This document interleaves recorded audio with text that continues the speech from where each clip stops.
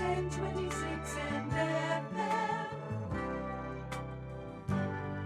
Phoenix, Policing the Shadows, is in the shops on the bookshelves at the moment. Its co-author is Dr. Susan Phoenix. She's our guest this afternoon. Susan, I was looking forward actually to seeing you at the weekend on television. You were supposed to be on RT Friday night, and for some reason it was dramatically dropped, if that's the best way to phrase it. We were indeed. Dramatically dropped is quite an apt description.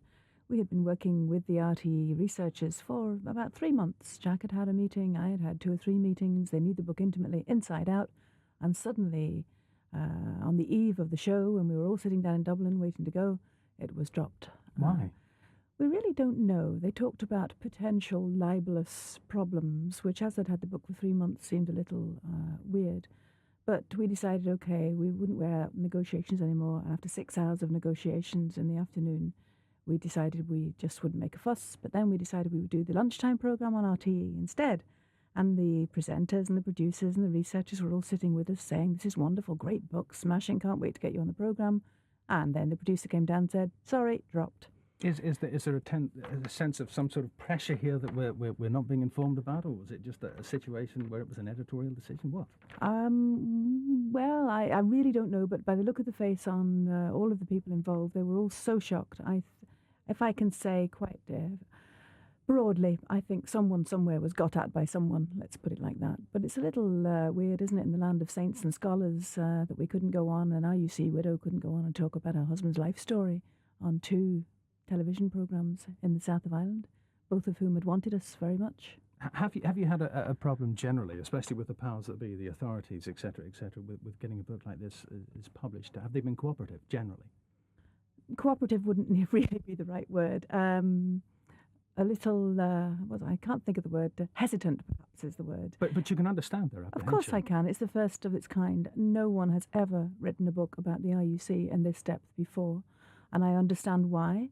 But I also think the RUC have, as a result, been easily negated. I think when we hear about this discredited police force, my blood boils, because I have illustrated, and Ian often spoke about, the police force that works together with communities, within communities, and of course with Catholics and Protestants. I cannot remember when Ian did not have a colleague who was of a different religion to himself.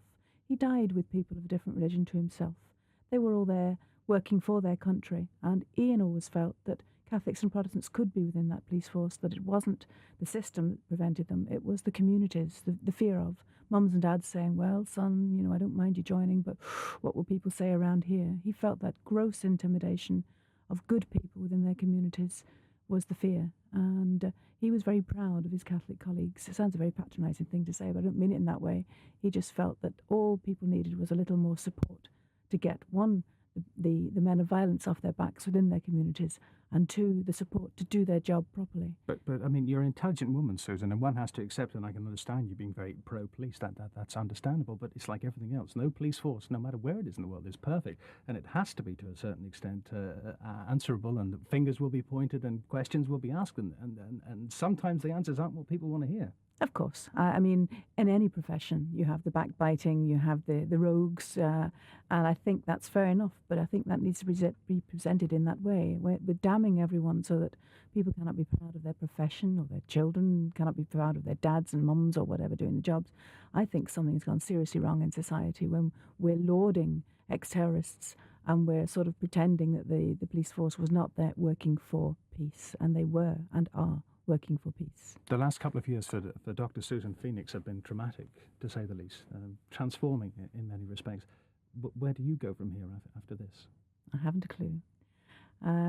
I've thought about it. I have been knocked totally away, as you can imagine, in the last 2 years. I did do a little bit of work with the parents of deaf children shortly after Ian died, because I had promised to run some parent workshops, but then my father died suddenly. I did a little bit more work, and then my mother died suddenly, so within 6 months I'd lost all of my anchors. I then decided I'd have a break, and then my son tried to kill himself in a car crash. Someone else tried to kill him in a head-on accident. It wasn't his fault. And it took 6 months for me to nurse him back and get him fit. So life got a bit hairy, and I decided I'd better not make any more decisions. Every time I made a decision, somebody either got killed or had an accident. So I'm thinking at the moment where I'm going next. Dr. Susan Phoenix, thank you for coming in this afternoon. I trust that your next few years are a lot quieter and relaxed than the last couple. Thank you. Thanks a lot, Dougi.